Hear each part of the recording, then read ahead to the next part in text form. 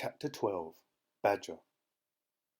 Mr. Fox and the three remaining small foxes dug fast and straight. They were all too excited now to feel tired or hungry. They knew they were going to have a whacking great feast before long, and the fact that it was none other than Boggis's chickens they were going to eat made them churgle with laughter every time they thought of it. It was lovely to realize that while the fat farmer was sitting up there on the hill waiting for them to starve, he was also giving them their dinner without knowing it. "Keep digging," said Mr. Fox. "It's not much further." All of a sudden, a deep voice above their heads said, "Who goes there?" The foxes jumped.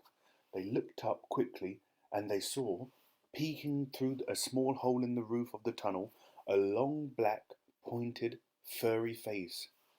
"Badger!" cried Mr. Fox. "Foxy!" cried Badger.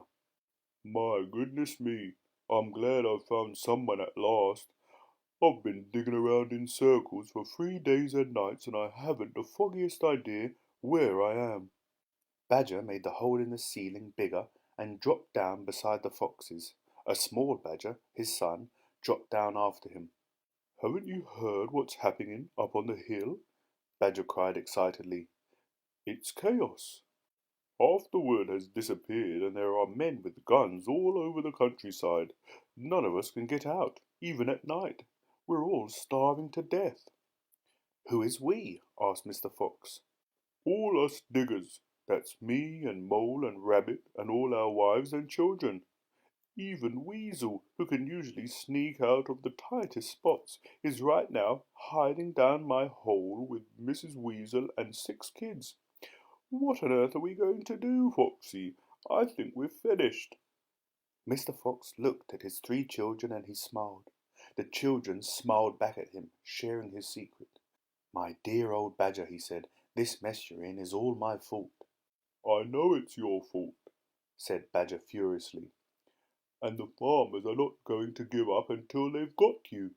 Unfortunately, that means us as well. It means everyone on the hill." Badger sat down and put a paw around his small son.